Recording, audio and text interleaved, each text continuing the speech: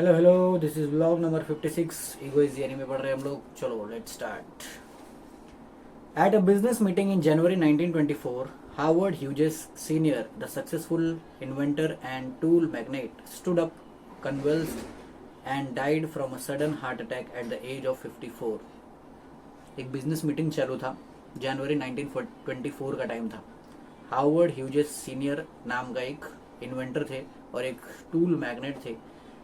वो खड़े हुए, कन्वल्स्ड और खड़े हुए और अचानक से गिर के उनका डेथ हो गया क्योंकि हार्ट अटैक आ गया था उनको 54 के एज में. His son, a quite reserved and sheltered boy of just 18, inherited 3/4 of the private company, which held patents and leases critical to oil drilling, worth nearly $1 million. तो Howard Hughes का death हो गया unfortunately. और उनका जितना भी wealth था वो उनके 18 साल के एक जो उनका बेटा था उसको पूरा का पूरा मिला. उसमें प्राइवेट कंपनी था, उसमें पैटेंट्स थे, उसमें लीजेस थे जो कंपनी को लीज दिया था, और सबका मिला के वैल्यू अप्रोक्सीमेट कितना था, $1 million. 18 साल की उम्र में एक लड़के को $1 million मिल गया. Various family members were bequeathed the remaining shares. और बाकी के जो शेयर्स थे वो बाकी फैमिली मेंबर में बांट दिया गया. बाकी $1 million वर्थ का बाकी वो ऑयल ड्रिलिंग और पैटेंट्स ये सब किसको मिला, उसके बेटे को. In a move of almost incomprehensible foresight, the young Hughes, whom many saw as a spoiled little boy, made a decision to buy out his relatives and control the entire company himself. तो जो young लड़का था 18 साल का Hughes, जिसको सब लोग सोच रहे थे कि एक स्पॉइल्ड बच्चा होगा, मतलब इसको पैसे से बिगड़ जाएगा, उसने क्या किया, बाकी के जो रिलेटिव के पास जितने शेयर्स गए थे उसने सब शेयर्स खरीद लिया और पूरा कंट्रोल अपने हाथ में ले लिया. सोचो 18 साल का लड़का, पूरा कंट्रोल अभी इसके हाथ में. Against their objections and still legally considered a minor, Hughes leveraged his personal assets and nearly all the company's funds to purchase the stock, and in doing so consolidated ownership of a business that would create billions of dollars of cash profit over the next century. तो जो जितने भी उसके relative लोग थे जिसके हाथ में शेयर्स था, वो सब शेयर वो लोग के हाथ में था. तो इसने क्या बोला, मैं शेयर्स खरीद लूंगा और बाकी पूरा कंपनी का, प्राइवेट कंपनी का टोटल ओनरशिप मेरे हाथ में आ जाएगा. रिलेटिव लोग ने क्या बोला, हम लोग को ऐसा नहीं होने देंगे. वो लोग ने ऑब्जेक्शन उठाया, लेकिन ऑब्जेक्शन होने के बावजूद इसने क्या बोला कि नहीं, शेयर मैं पूरा का पूरा खरीदूंगा और पूरा कंट्रोल मेरे हाथ में रहेगा. और उसने पूरे कंपनी का मोस्ट ऑफ कंट्रोल अपने हाथ में ले लिया. वो कंपनी जो कि आगे जाके billions and billions of dollars कमाने वाली थी. तो पहले उसके पास कितना था, $1 million, लेकिन वो $1 million को खर्चा किया उसने शेयर्स खरीदने के लिए, और शेयर्स खरीद के बाद में उसने billions of worth of shares अपने हाथ में ले लिया. पूरा कंट्रोल उसके हाथ में आ गया. It was a bold move for a young man with essentially zero experience in business. तो ये बच्चा जो 18 साल का अभी भी नहीं था, जिसको लीगली सब लोग माइनर बोलते थे, ऐसे बच्चे के लिए ये ऐसा मूव करना कि उसने शेयर्स खरीदा, billions and billions of dollars का वर्थ उसने प्रोजेक्ट किया कि आगे जाके पैसा कमाएगा, ऐसे 18 साल के बच्चे, यंग लड़के के लिए बहुत ही बोल्ड मूव माना जाता था, क्योंकि उसको बिजनेस का बिल्कुल एक्सपीरियंस नहीं था. अभी अभी 18 साल का बच्चा है, उसने हार्डली ग्रेजुएशन भी कंप्लीट किया रहेगा. And it was with similar boldness that over his career he would create one of the most embarrassing, wasteful and dishonest business track records in history. और सिमिलर बोल्डनेस के साथ में ही, ऐसा ही boldness जिससे उसने पूरा का पूरा शेयर्स खरीदा, उसने आगे जाके उस बिजनेस को पूरा का पूरा बर्बाद किया. उसने क्या किया, टोटल उसने जितने भी पर्सनल एसेट थे वो पूरा का पूरा स्टॉक खरीदा था, लेकिन आगे जाके उसने क्या किया, ऐसा बिजनेस बनाया जो कि सबसे ज़्यादा एम्बेरसिंग था, जिसके रिकॉर्ड बिल्कुल भी अच्छे नहीं थे, वेस्टफुल था, डिसऑनेस्ट था. मतलब उसमें ट्रैक रिकॉर्ड्स को उसने एक्सट्रैपोलेट किया, चेंजेस लाया उसमें, और ऐसा रिकॉर्ड बनाया जो कि पूरे इतिहास में बहुत ही बकवास बिजनेस बैकग्राउंड था. इन retrospect, his years at the helm of the Hughes empire resemble a deranged crime spear more than a capitalistic enterprise. One cannot argue whether Hughes was gifted, visionary, and brilliant. He just was. Literally a mechanical genius, he was also one of the best and bravest pilots in the pioneer days of aviation. And as a businessman and filmmaker, he had the ability to predict wide, sweeping changes that came to transform not just the industries he was involved in, but America itself. तो सब लोग ऐसा bold move उसने लिया और bold move लेने के बाद उसने क्या किया, मोस्टली वो ह्यूजेस एम्पायर क्राइम के उसमें जाना जाने लगा और उसका फिर पूरा का पूरा हिस्ट्री वैसे ही बन गया। और कोई भी आर्ग्यू नहीं कर सकता है कि वो तो गिफ्टेड था, विजनरी था और ब्रिलियंट था। वो ब्रिलियंट था, उसने आगे जाके अच्छा खासा बिजनेस बनाया, लेकिन वो क्राइम पे बेस्ड था। लेकिन वो गिफ्टेड तो था, वो एक मैकेनिकल जीनियस था, उसको मैकेनिक्स का, मशीन्स का पूरा जानकारी था और पायलट था वो उस टाइम पे, जिसने एविएशन इंडस्ट्री की शुरुआत की थी। ऐसे पायलट में से एक था वो, मतलब अच्छा खासा पायलट भी, मतलब अच्छा खासा उसको पायलट वाला काम भी आता था। प्लस वो बिजनेसमैन था, प्लस वो फिल्म मेकर भी इतना अच्छा था कि वो आगे जाके अपने बिजनेस में ही नहीं, अपने आसपास के बिजनेस में नहीं, पूरे अमेरिका का भविष्य बता सकता था कि आगे जाके क्या होने वाला है, इतना अच्छा वो था। Next page. Yet, after filtering out his acumen from the legend, glamour, and self promotion at which he was so adept, only one image remains: an egomaniac who evaporated hundreds of millions of dollars of his own wealth and met a miserable, pathetic end. तो इतना ज़्यादा talent होने के बावजूद, इतना अच्छा aviation आने के बावजूद, सब कुछ होने के बावजूद, आखिरकार में एंड में उसकी स्टोरी कैसी रही? एक ईगोइस्टिक इंसान जिसने millions and millions of dollars का नुकसान किया और प्लस क्राइम में कदम रखा, प्लस एक क्रिमिनल बैकग्राउंड दिया, इतना अच्छा जो बिजनेस रिकॉर्ड था उसके फैमिली का, वो पूरा का पूरा बर्बाद किया। रिलेटिव्स के पास जो स्टॉक्स थे वो भी उसने ले लिया, अगर वो नहीं लिया रहता तो कोई ना कोई उससे सवाल जवाब करने के लिए होता, लेकिन उसने स्टॉक्स भी पूरा का पूरा ले लिया। तो ऐसा रिकॉर्ड उसने बनाया कि अच्छा तो था, वो स्मार्ट तो था, लेकिन उसने क्या किया, एक बहुत ही बकवास बिजनेस बनाया, बिजनेस बर्बाद हुआ और millions and billions of dollars उसने डुबा दिया, सिर्फ और सिर्फ अपने ईगो की वजह से। Not by accident, not because he was beset by unforeseen circumstances or competition, but almost exclusively due to his own actions. तो ये सब बर्बादी कैसे आया? ऐसा नहीं कि उसको पता नहीं था कि आगे जाके फ्यूचर में क्या होने वाला है, ऐसा नहीं कि उसको पता नहीं था कि कंपटीशन होगा तो कंपटीशन को टैकल कैसे करना है, कुछ नहीं, खुद के एक्शंस के वजह से उसने सब कुछ बर्बाद किया। क्यों? ईगो आ गया था, बराबर, क्योंकि वो सक्सेस इतना जल्दी मिला और वो सक्सेस को कंट्रोल करना उसको आता नहीं था। प्लस वो 4 एक्शंस जिसकी हमने स्टार्टिंग में लास्ट वीडियो में बात किया था, वो चारों चीज़ें उसमें था नहीं। वो चारों चीज़ों क्या था? पहला सोब्राइटी, मतलब होश में रहना, होश में नहीं था वो। ओपन माइंडेडनेस, मतलब दूसरों की बातें सुनना, दूसरों से एडवाइस वगैरह लेना, वो उसने नहीं लिया। जितने रिलेटिव्स के पास स्टॉक था उसने बोला पूरा कंट्रोल मेरे हाथ में आना चाहिए, सब स्टॉक्स खरीद लिया। तीसरा ऑर्गेनाइजेशन, अपनी ऑर्गेनाइजेशन की सुनता नहीं था। और चौथा पर्पस ड्रिवन नहीं था वो, प्रॉफिट ड्रिवन था, इसकी वजह से उसने क्राइम वगैरह चुना और उसकी वजह से पूरा का पूरा पैसा बर्बाद हो गया, राइट। तो एक ईगो की वजह से इतना सब कुछ लॉस हुआ। A quick run down of his feats, if you can call them that, provides a stark perspective. चलो फटाफट अपन देखते हैं उसने क्या क्या बड़े बड़े महान काम किए। अगर अपन महान काम बोलेंगे तो, बोलने के लिए अपने को महान काम लगता है, लेकिन सच में तो उसने बर्बादी का काम ही किया। चलो देखते हैं क्या क्या हुआ। After purchasing control of his father's tool company from his family, Hughes abandoned it almost immediately except to repeatedly siphon off its cash. तो जैसे ही उसने अपने पिताजी का टूल कंपनी खरीदा और उसके शेयर वगैरह खरीदे, उसने बस सिर्फ और सिर्फ पूरा का पूरा उसको अबैंडन कर दिया। अबैंडन मतलब कभी भी वो कंपनी में आता नहीं था, काम धाम कुछ देखता नहीं था, सब कुछ कैसा चल रहा है कुछ भी नहीं देखता था, सिर्फ आता था, पैसा लेता था, कैश लेता था और वहां से चले जाता था। ये सबसे पहला महान काम। दूसरा महान काम, he left Houston and never stepped foot in the company's headquarters again. उसने ह्यूस्टन कंपनी छोड़ा और कभी भी उसके बाद कंपनी के हेडक्वार्टर में कदम ही नहीं रखा। महान काम नंबर 2। उसके बाद महान काम number 3, he moved to Los Angeles where he decided to become a film producer and celebrity. फिर वो उसने मूव किया और कहाँ पे गया? लॉस एंजलिस में। लॉस एंजलिस जो अमेरिका का बहुत ही चमकता धमकता शहर है, सब चमचमाट से भरा हुआ, जहाँ पे सब फिल्म स्टार लोग रहते हैं, वहां पे गया और उसने क्या सोचा, मैं फिल्म प्रोड्यूसर बनता हूँ और सेलिब्रिटी बनूंगा क्योंकि मेरे पास बहुत पैसा है। महान काम नंबर 3। अभी महान काम number 4, trading stocks from his bedside, he lost more than $8 million in the market leading up to the depression. और फिर वो बैठ के बाकी साइड से वो क्या करता था, एक स्टॉक ट्रेडिंग का काम करता था। स्टॉक ट्रेडिंग करते करते भी उसने बर्बादी लाया, $8 million का नुकसान किया और इतना नुकसान किया कि वो ग्रेट डिप्रेशन का शिकार हुआ और उसकी वजह से $8 million गया। अच्छा, महान काम number next, his most well known movie Hell's Angels took 3 years to make, lost 1.5 million on a budget of 4.2 million and nearly bankrupted the tool company in the process. तो महान काम नंबर 5 में भाई साहब ने, ह्यूजेस ने क्या किया, एक पिक्चर बनाया। पिक्चर का नाम क्या था?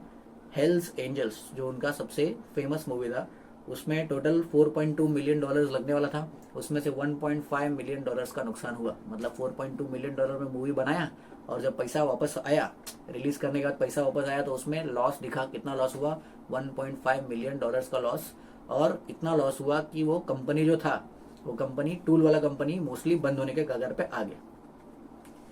फिर उसके बाद, then not having learn a lesson the first time, Hughes lost another $4 million on Chrysler stock in early 1930। तो पहली बार तो $8 मिलियन का लॉस करके पेट नहीं भरा, बाद में जाके क्रिसलर स्टॉक पे फिर से $4 मिलियन का लॉस किया।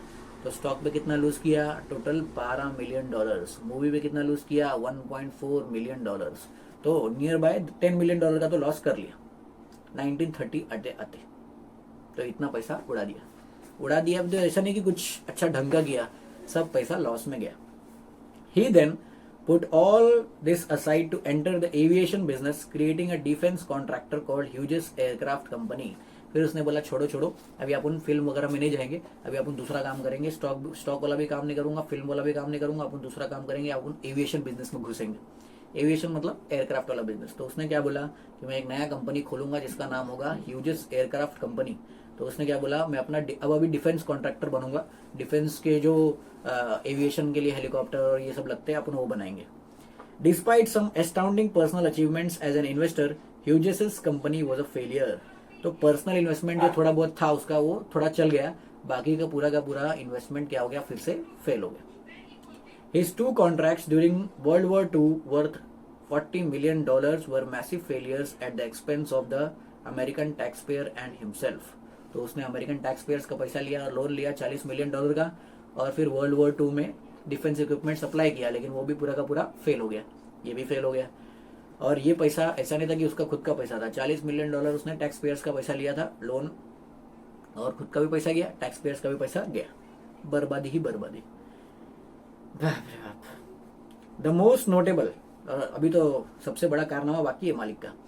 The most notable, the spruce goose which Hughes called the Hercules was one of the biggest planes ever made, took more than 5 years to develop, cost roughly $20 million and flew just a single time for barely a mile, only 70 feet above the water.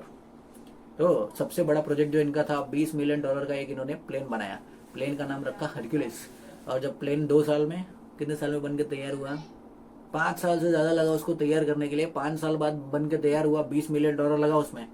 और वो बनने के बाद 1 mile भी उड़ नहीं पाया, खाली 70 फीट वाटर के ऊपर जा पाया, उसके बाद फिर वो डूब गया। बताओ। और नुकसान कितने का नुकसान किया? और 20 मिलियन। तो $40 मिलियन टैक्स पेयर का, $10 मिलियन पहले वाले कंपनीज में, और $20 मिलियन इधर। 40, 20, 60 और एक $70 मिलियन गए। बाप रे। आगे देखो। At his insistence and expense, it then sat in an air-conditioned hangar in Long Beach for decades at the cost for. At his insistence and expense, it then sat in an air-conditioned hangar in Long Beach for decades at the cost of $1 million a year. Deciding to double down on the film business, Hughes purchased the movie studio RKO and produced losses of over $22 million and went from 2,000 employees to fewer than 500 as he ran it into the ground over several years. फिर उसने क्या बोला कि film business में वापस जाते हैं, अपन एक काम करते हैं, फिल्म बिजनेस में पिछले बार लॉस हो गया था, फिर से जाते हैं फिल्म बिजनेस में, कैसे न कैसे तो इस बार प्रॉफिट करना ही है। तो उसने बोला एक काम करते हैं, अच्छा खासा जो कोई स्टूडियो बना रहेगा उसको अपन खरीद लेंगे। तो गया और उसने जाके RKO नाम का एक स्टूडियो खरीदा। जिस टाइम पे उसने RKO बिजनेस को खरीदा, उस टाइम पे उस स्टूडियो में 2000 से ज़्यादा एम्प्लॉयज़ काम करते थे। लेकिन ये भाई साहब तो महान है, फिर से अपने ईगो के चक्कर में $22 मिलियन का और लॉस किया RKO स्टूडियो में। और वो स्टूडियो जिसमें पहले खरीदने के पहले 2000 से ज़्यादा एम्प्लॉयज़ थे, अब कितने बच गए? इसके आने के बाद पूरे साल तक इसने बर्बादी फैलाया और लास्ट में 500 से भी कम एम्प्लॉयज़ बचे, तो एम्प्लॉय लोग को भी भगा दिया। Tiring of these businesses as he had of the tool company, he forsook defense contracting and handed it off to executive to run, where it slowly began to thrive because of his absence. तो बाद में उसने देखा कि मेरा जितना भी business कर रहा हूँ सबका सब बर्बाद होते जा रहा है, तो इसने क्या बोला कि चलो अभी ये डिफेंस वाला जो मैंने बिजनेस खोला था, ह्यूजेस एयरक्राफ्ट कंपनी, ये एग्जीक्यूटिव्स को दे दिया। उसने बोला कि आप लोग संभालो, मैं इसमें कुछ नहीं करूँगा, आप लोग अपने हिसाब से देखो। और जैसे ही वो उधर से हट गया पनौती, वैसे ही फटाक से बिजनेस आगे बढ़ने लगा, क्योंकि वो तो वहाँ से चले गया, जहाँ जाता था वहाँ लॉस करता था। It would make no sense to stop here to avoid belaboring the issue, but that would risk skipping Hughes' egregious tax fraud, the plane crashes, and the fatal car accidents. The millions he wasted on private investigators, lawyers, and contracts for starlets he refused to let act, property he never lived in, the fact that the only thing that got him to behave responsibly was the threat of public exposure, the paranoia, racism, and bullying, the failed marriages, the drug addiction, and dozens of other ventures and businesses he mismanaged. तो इतना सारा business इसने mismanage किया था, इतना drug addiction इसको हो गया था, शादी जब भी करता था शादी भी फेल हो जाती थी, डिवोर्स हो जाता था, रेसिज्म फेस करना पड़ता था, बुलिंग फेस करना पड़ता था, लोगों के सामने जाने में इसको डर लगता था कि अगर लोगों के सामने पहुंच गया, लोगों ने पहचान लेगी ये वही है जो हमारा $40 मिलियन टैक्स पेयर्स का पैसा खा के बैठा है, पहचान लिया तो वहाँ पे तकलीफ होएगा। यही सब चीज़ों की वजह से वो थोड़ा बहुत रिस्पॉन्सिबली बिहेव करता था, वरना वो बिल्कुल ही अपने ईगो में आउट ऑफ कंट्रोल था। बरोबर, टैक्स फ्रॉड उसने किया था, प्लेन क्रैशेस किया था, कार एक्सीडेंट्स किया था, और प्राइवेट इन्वेस्टिगेटर लोग के ऊपर पैसा खर्चा किया था। जो भी एक्टर उसको पसंद नहीं आता था कि ये एक्टर को मेरे को काम पे नहीं रखना है, उसके पीछे प्राइवेट इन्वेस्टिगेटर लगा देता था, लॉयर्स को लगा देता था, उनको कॉन्ट्रैक्ट में फंसा देता था, तो फालतूगिरी करता था। ऊपर से ऐसी ऐसी प्रॉपर्टी खरीदता था जहाँ पे इसको रहना भी नहीं था, तो बहुत पैसा खर्चा करता था। That we have made a hero out of Howard Hughes, a young Joan Didion wrote, tells us something interesting about ourselves. She is absolutely right, for Howard Hughes, despite his reputation, was quite possibly one of the worst businessmen of the 20th century. Usually, a bad businessman fails and ceases to be in business anymore, making it hard to see what truly caused his failures. But thanks to the steady chain of profits from his father's company, which he found too boring to interfere with, Hughes was able to stay afloat, allowing us to see the damage that his ego repeatedly wrought to himself as a person, to the people around him, to what he wanted to accomplish. बरोबर, तो mostly क्या होता है कि अगर कोई businessman एक बार fail होता है, 2 बार फेल होता है, तो वो चुपचाप वहाँ से निकल जाता है, बोलता है अब बिजनेस नहीं करना है, या वो बिजनेस कर भी नहीं पाता क्योंकि उसके पास पैसा नहीं बचता है, इतना लॉसेस कर लेता है। लेकिन क्योंकि इसके जो हावर्ड ह्यूजेस के पप्पा थे, जो जिनकी मौत हो गई थी हार्ट अटैक से, उनके पास बहुत सारे और भी बिजनेसेस थे जिसमें इसको इंटरेस्ट नहीं था और वो प्रॉफिटेबल चलते थे। इसके वजह से थोड़ा बहुत डूबता नहीं था, थोड़ा बहुत तैरते रहता था, थोड़ा बहुत पानी के ऊपर रहता था, क्योंकि थोड़ा बहुत पैसा इसको यहाँ वहाँ से आते रहता था, और नसीब ये वो वाले कंपनी में हाथ नहीं डालता था, इसके लिए वो बच जाते थे। बरोबर, नहीं तो और कोई बिजनेसमैन होता तो 2-3 बार लॉस खाने के बाद चले जाता।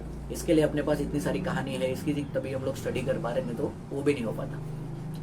There is a scene from Howard slow descent into madness that bears illustrating.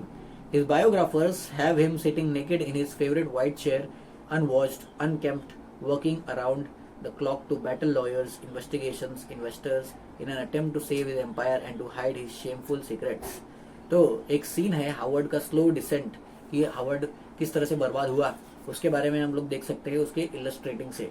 तो उसके बायोग्राफर जिसने उसकी कहानी लिखी है, वो लोग क्या करते थे, वो लोग के पास एक फोटो है जिसमें वो बैठा है, बिना कपड़ों के बैठा है, और वो उसमें अपने फेवरेट वाइट चेयर में बैठा है, इन्वेस्टर लोग के साथ बैठा है, लॉयर्स के साथ में बैठा है, और वो लोग से बातचीत करके ट्राई कर रहा है कि मेरा एम्पायर कैसे न कैसे बचा लो, कि मैंने जितना भी बर्बादी किया है, मेरे जितने भी शेमफुल सीक्रेट है, जो मेरे शर्मनाक सीक्रेट है, वो सब से मेरे को बचाओ, ऐसा वो बातचीत करते रहता है। तो ऐसा एक फोटो है। 1 minute he would dictate some irrational multi-page memo about clinics, food preparation, or how employees should not speak to him directly. And then he would turn around and seize upon a genuinely brilliant strategy to outrun his creditors and enemies. तो वो कुर्सी पे बैठ के, white वाले कुर्सी पे बैठ के क्या क्या करते रहता था। एक टाइम पे तो उसका ईगो उस पर हावी होता था, हमेशा ईगो हावी रहता था, तो दोनों डायरेक्शन में मूवमेंट करता था। एक बार वो क्या बोलता था, मेरे एम्प्लॉय लोग मेरे साथ में डायरेक्ट बात नहीं कर सकते, मैं कितना भी लॉस कर रहा हूँ फिर भी मैं बॉस हूँ, तो मेरे से डायरेक्ट बात नहीं करने का।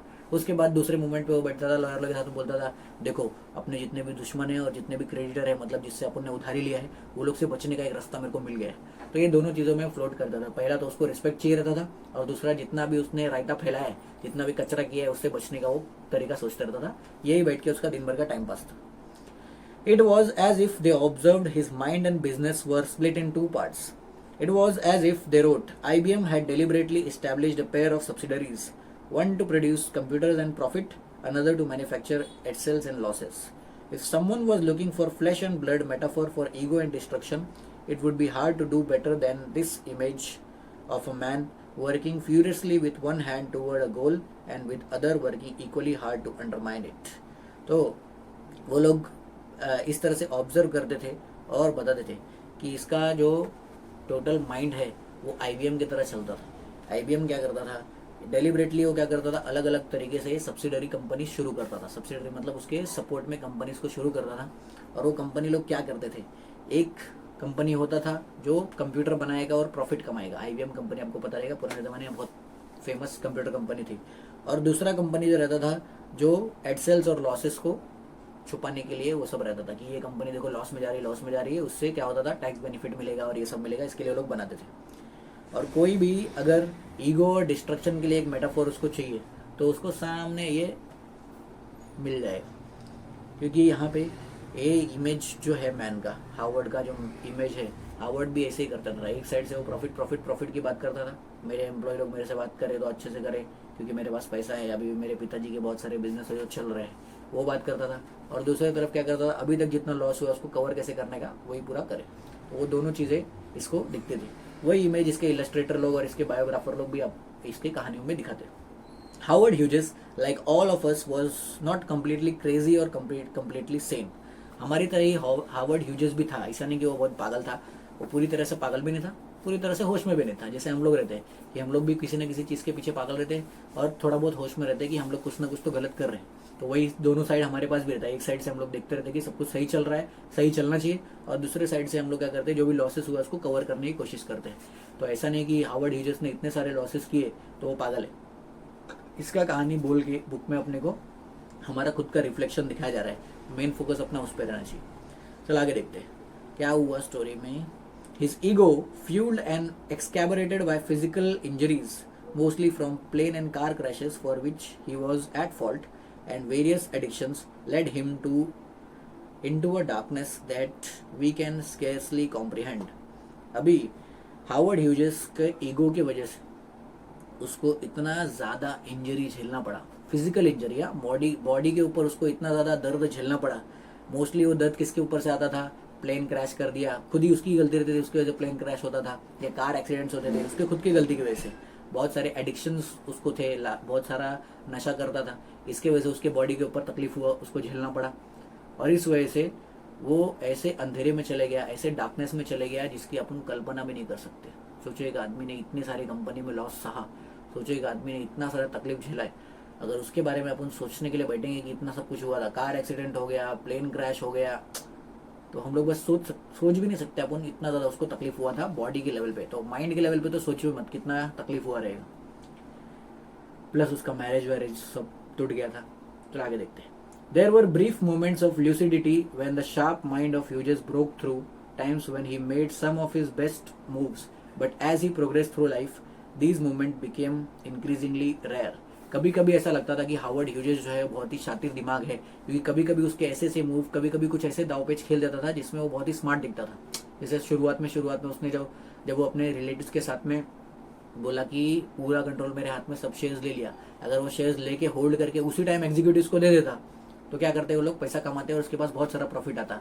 लेकिन विद टाइम क्या हुआ, इसका जो स्मार्ट माइंड था वो धीरे धीरे क्या होने लगा, डिक्लाइन होने लगा. क्योंकि सक्सेस मिलने के बाद इसने जो चीज़ें करना चाहिए वो नहीं किया और ईगो के वजह से इसका सब कुछ बर्बादी हो गया.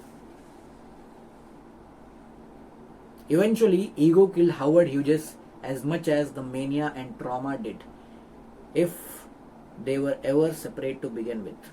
तो धीरे धीरे ईगो ने उसको मार दिया, और जिस तरह से मेनिया और ट्रॉमा ने मारा.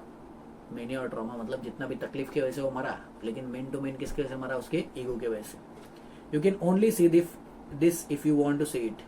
It's more attractive and exciting to see the rebel billionaire, the eccentric, the world renowned, and the fame, and think, oh, how I want that. You do not. Howard Hughes, like so many wealthy people, died in an asylum of his own making. तो अगर कोई ऐसा देखेगा, जैसे वो movie है animal वाला movie, उसको देख के सब लोग बोलते हैं कि हम लोग भी ऐसा बनेंगे, बनेंगे. लेकिन इसका भी कहानी देख के हम लोग को लगता है कि ऐसा बिजनेस मैग्नेट अपने को बनना है जिसने कभी हार नहीं माना, भले कितना भी फेल होते गया फेल होते गया फेल होते गया, लेकिन फेल हुआ अपनी गलती की वजह से, दूसरे की गलती की वजह से फेल नहीं हुआ, सर्कमस्टेंसेस की वजह से फेल नहीं हुआ, इसके खुद के ईगो की वजह से फेल हुआ। तो हम लोग सोचते हैं हमको भी उसको ऐसा बनना है, नहीं, बिल्कुल भी ऐसा नहीं बनना है। अगर बनना भी है तो इसका एंड देखो क्या हुआ।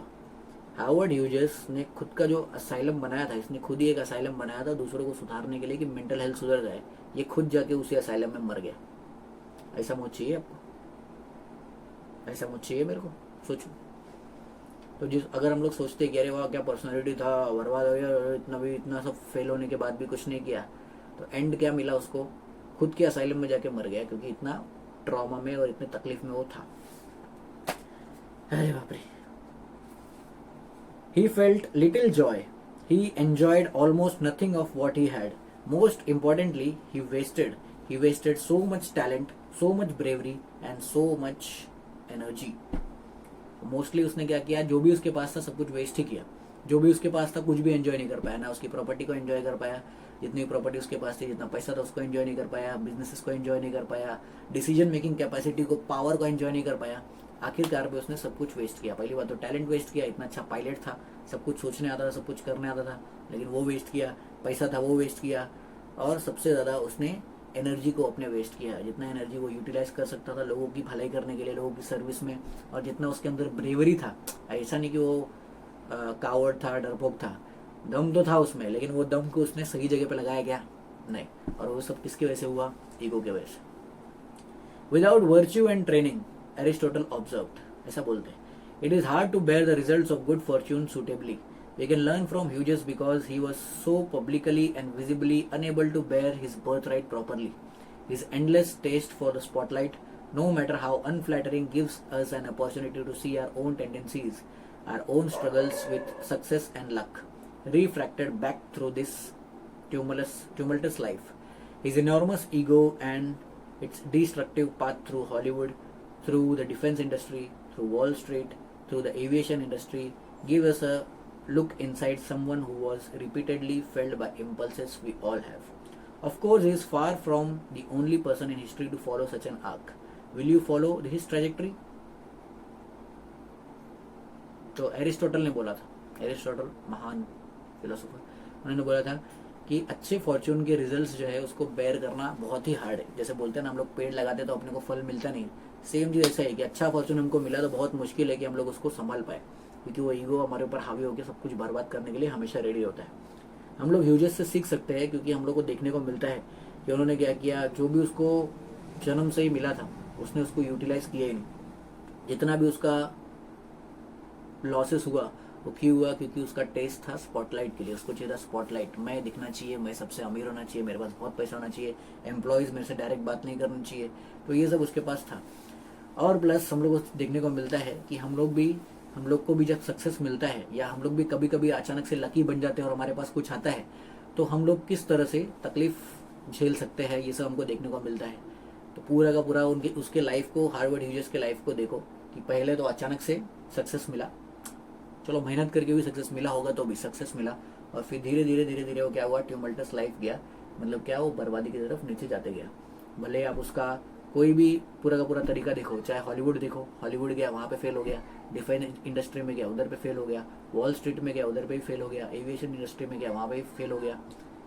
क्यों फेल हुआ? बस वो इम्पल्सेस की वजह से। ऐसे इम्पल्सेस जो हमारे अंदर भी होता है उसके अंदर भी है, और हम सब के अंदर है। और ऐसे और भी लोग हैं, ऐसा नहीं कि वो अकेला आदमी है जिसने पूरे इतिहास में ऐसा फेलियर झेला, लेकिन सवाल ये है कि क्या मैं और आप उसके जैसा रास्ता अपनाएंगे? क्या मैं और आप उसके जैसा बर्बादी के रास्ते पे चलेंगे? जब अपने पास ईगो आएगा तो अपन क्या करेंगे? क्या अपन स्पॉटलाइट के पीछे भागेंगे, या अपन उसको संभालेंगे वो 4 चीज़ों से जिसके बारे में पहले स्टार्टिंग में बात हुआ था? Sobriety, open mindedness, organisation and purpose. इसी सवाल के साथ see you in the next video. चलो मिलते हैं नेक्स्ट वीडियो में, बाय बाय।